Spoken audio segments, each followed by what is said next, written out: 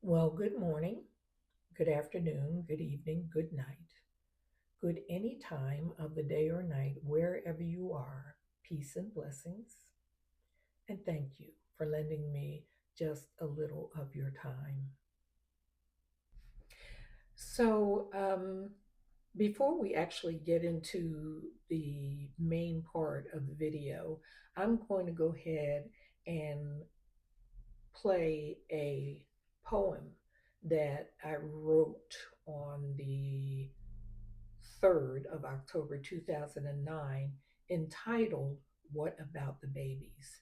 I think it speaks to a lot of what we have seen regarding this incident of the lady and two children who were accosted by middle school aged children in Chicago.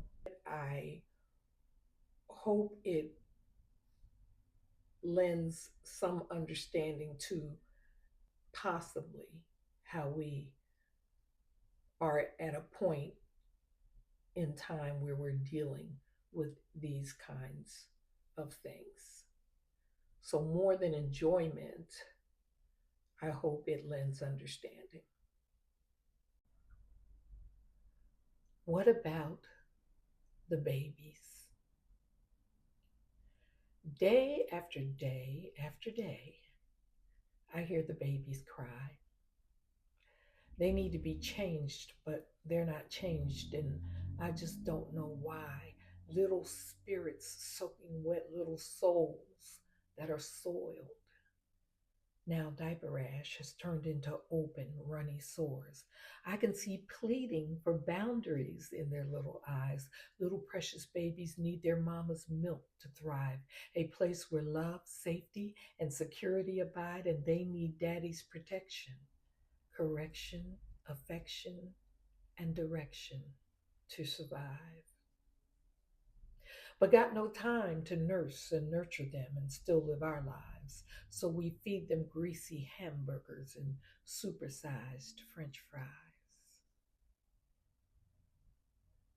But if the babies don't make it, then we won't make it. So what about the babies? Now, never let it be said that our babies don't look their best. Failing every one of their classes in school, but them kids can dress. $200 on sneakers, making them look all polished. Spend plenty of money on fancy clothes, but not a penny toward knowledge. Everybody's name plastered from head to toe, dressed to the nines, but you don't get up and fix them breakfast because that cuts into your me time. No parent teachers conference nights, got other things to do, but then it's not about the babies, is it? It's all about you. You see, they give our babies E for effort. That falls between D and F. That brings the knowledge they need to succeed to about 40%. They give our babies credit just for showing up to school, even credit for incorrect work, long as they don't act a fool. But we all know credit is not free. It's a debt that must be paid with interest compounding daily, and they charge us the highest rates. So academically deficient, they start off in bankruptcy. And needless to say, when they don't pay, it falls back on you and me. But these are our babies, our lineage, our seed. And though we may have what it takes to succeed, and we may have the ability to get what we need, and we may not suffer, and we may not bleed, what about the babies? How are we going to do this without the babies? Do we believe the babies are our future? Is it not our responsibility to nurture? Do we close our eyes and make obscure and ignore this new destructive culture? It's time for us to wake up and learn. Can we fail to invest and expect a return? Do we lead by example or repeat the cliche? Don't do what I do, just do what I say. Do we say, I've got nothing to do with that? Turn our head and eyes like we don't see that. Hey, but one of these days we're going to have to deal with that if we choose to ignore this. And that is a fact. We offer our babies no guidance, no direction. I think it's time for a little introspection because we're operating under the misconception that somehow our babies created this disconnection. We just woke up one morning and to our distress, our babies had forgotten how to dress and behave with such blatant disrespect. And did you hear what she just said? Oh my goodness. As if our babies arrived here already raised, no assembly required, just send them on their way. It's one for one and none for all. I got mine, you get yours, has become the call. Getting more discouraged because they don't have a clue. No one has shown them what they should do. They struggle daily and carry scars, don't know where they came from or who they are. Hey, remember, reach for the moon and you'll land among the stars. When did our babies cease to reach that far? Because if our babies can't make it that far, then we won't make it that far. So what about the babies? And who is it that taught our babies to lie? I mean, look you straight in your eyes and lie. And if our eyes meet the windows to their souls, when did this get so out of control that with resolve they defiantly look in your face as if by being obstinate the lie is replaced? Don't admit it's a lie, and then it will be true. When did this become the acceptable thing to do? No founding in the truth, no reliability of your word. The lines between right and wrong severely blurred, handicapped by us hiding our heads in the sand. How can we expect them to understand? No accountability, no responsibility, out of touch with reality. Holla if you're feeling me.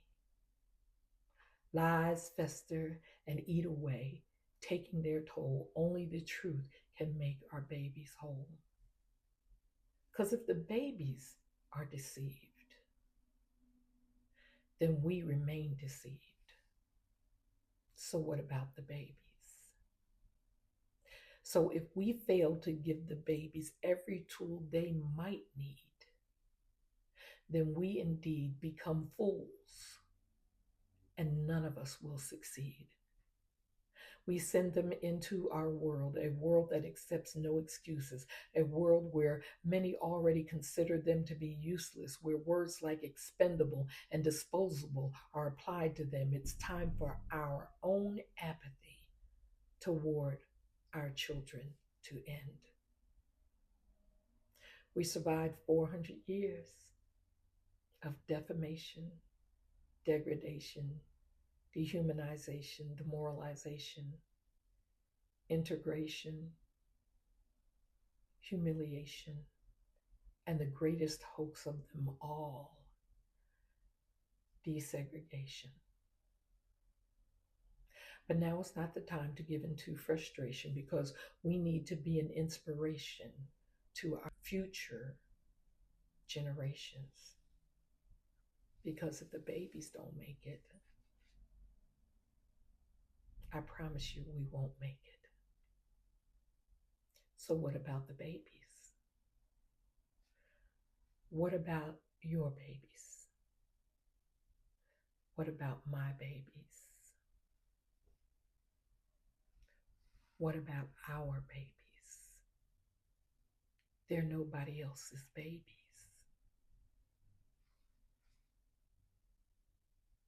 What about the babies?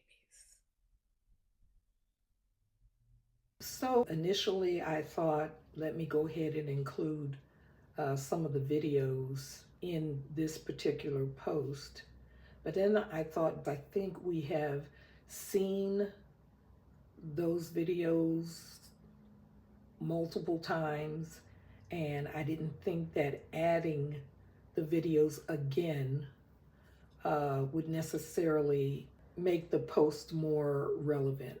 But I purposely decided not to add the videos to this post. And so I think that was better. Now we're going to go ahead to um, what I did say in this post. All right. Thank you. So, about 5 days ago in Chicago, a mother and her two children were attacked by what appeared to be a gang of middle school aged children. I was not aware of the incident until my daughter told me about it. I looked at the videos, and yes, they were very disturbing.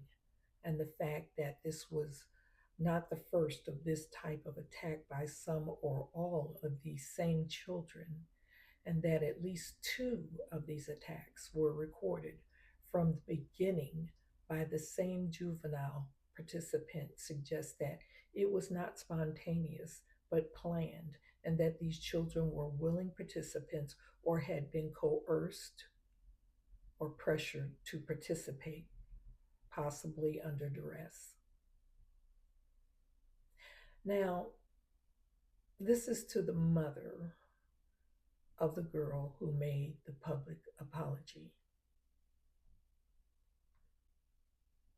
Mom, you referred to your daughter as an ASS, saying that she is a great ASS kid. Did you say she was great? Yes, but also an ASS. Then you listed some of her commendable accomplishments, but then relegated all of it to being defecation or excrement by saying, and some more SHIT. You called others who expressed their opinion, just like you expressed your opinion, MFers. They were expressing their opinion, as were you. So, does that make you what you called them?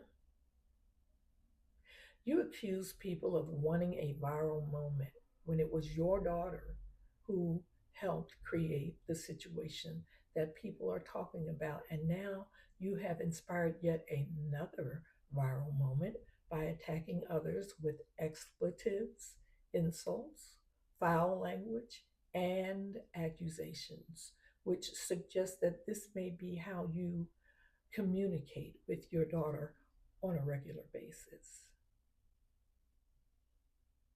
You say F you without discrimination to anyone who has dared to be offended by this very offensive account of assault, abuse,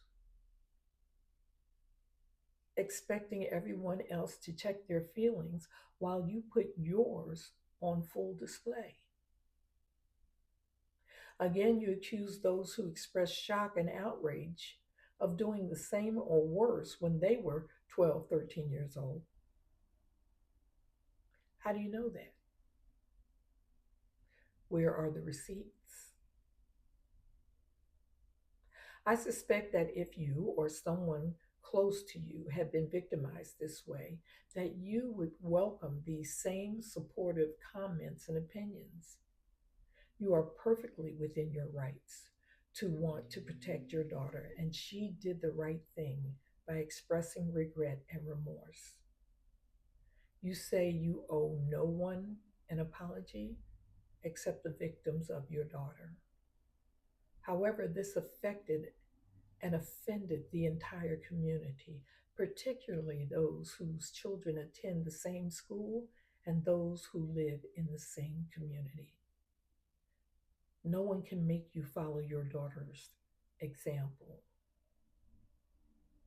but you should. Okay, now the rest is not just for mom, but for everyone. I worked in a juvenile confinement center with children aged 13 to one day before their 19th birthday. Some of these children got caught up in situations just like your daughter and wound up being repeat offenders, resulting in them being transferred to adult prison. And yes, she's a very smart, intelligent girl and was the homecoming queen, and the teachers love her, and she's the captain of the cheerleading team. And none of that will keep her from being charged with a crime and being confined in a juvenile confinement facility. Clearly, you don't realize that kids being kids does not include participating in assault with a gang of other kids. That is not normal kid behavior. I don't doubt that peer pressure might have influenced your daughter's decision to participate, but obviously, living in a castle, as you alluded to, didn't help her make the right decision. This is about right and wrong. What was done to these victims, this mother and her children, was wrong. There is no defending the crime that was perpetrated against them.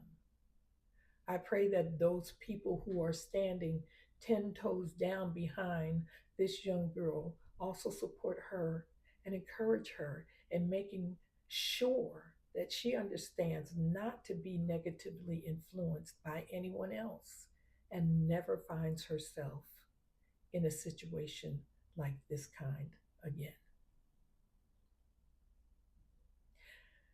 We can and should support our children without supporting their wrong. Two positions can coexist. There are people in the village, yes, the village, who want to see this young daughter, as well as every one of the other children who participated, succeed and be successful, contributing and positive members of our village. I am one of those villagers. Too many of our children get sucked into situations that they have no idea how they got to, nor how to get out.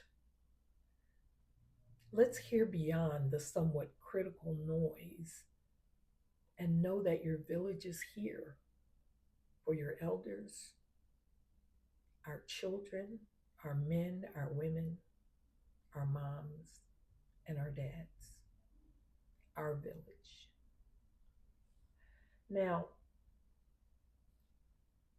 I want to talk about something else, um, but it can be directly tied to this incident. There is a perception that I don't think many people have considered.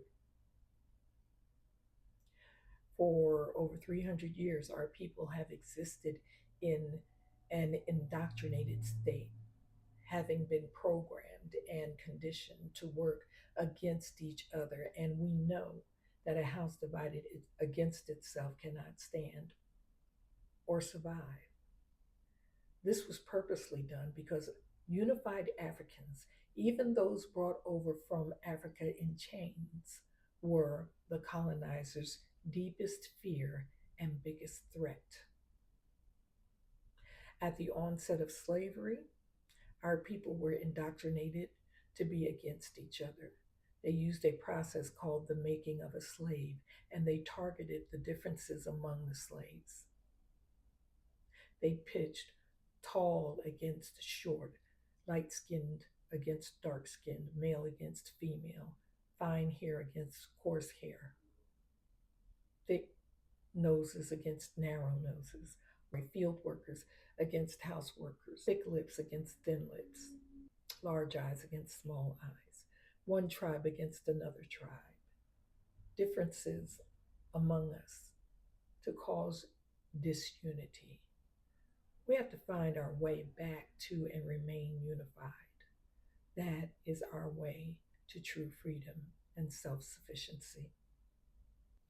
Now, I don't know whether you all have heard about this, but Trump has introduced a plan or a bill to lower the working age to 14. years old. Why? He is still actively deporting immigrants, but immigrants made up 19% of the US working force and over 73% of the farm workers. So, why is this important? Well, the 13th Amendment abolished slavery except for those convicted of a crime. If our children engaged in criminal activity and are convicted, and the legal working age has been set to 14 years old, and our children go to prison, who do you think will be working those farms?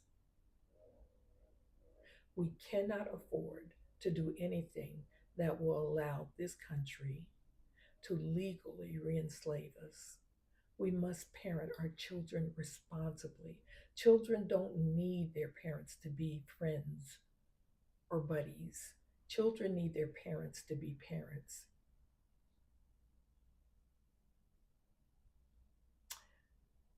None of our children asked to be here. None of our children had anything to do with them being here. None of us did.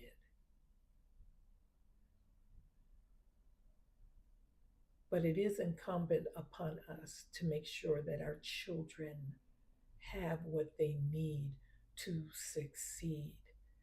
It's incumbent upon us to use the things in our um, past that may have deterred us from reaching the goals that we wanted to reach, and sharing the knowledge and wisdom of those situations to prevent our children from lives that are not what we want for them. Now, if Trump is seeing or being made aware that this situation has happened in Chicago, he has already sent in the National Guard once. He's just looking for, waiting for a reason to justify his occupying Chicago and any other majority African descendant populated city to antagonize and instigate in order to incite criminal activity. Let's not give him a reason. Not because we're afraid, but because we defer to wisdom. What we saw these children do is something that was passed down through programming and conditioning from slavery in these United States of America. And a lot of us don't realize that we are passing on a system that was developed to always keep us against each other. That's what I saw in this incident. As parents, we must be aware that we are the ones who write on the slates of our children's lives who they are going to be. It is our responsibility to train them, ready them to be positive contributors to our village, our community. We are the first in their lives, and we have been endowed with the responsibility to ensure that they have what they need to succeed. I was in the Army, and the first task was for recruits to go through basic training. This was to transform our minds from thinking like civilians to thinking like soldiers. We have the responsibility as parents to take our children from infancy to adulthood, making sure that we equip them with all the tools they need to fight life's necessary battles with an eye toward winning the war. This means that we teach them that no is a word that they will encounter most of their lives, and yes will materialize through many of the no's. Any material thing that we give our children is temporary, but loving spiritual guidance will last through eternity. Children are a wonderful gift and lifetime responsibility. Teaching our children the realities of life is the purest way to show them that we love them, and also to know how to navigate through life and choose the best paths so that they will have the richest and most fulfilling lives. Now, I know I know some of y'all will think, yeah, yeah, yeah. But I'm just asking, just think about it, because many of us in the village want our children to succeed. If they succeed, then we succeed. Because when we can't do it anymore, we have to pass it on to them. Thank you for joining me. Peace and blessings. And always, always, always stay woke. Don't sleep. Don't sleep, y'all. Not time to sleep. Stay woke. We'll see you the next time. And I love y'all.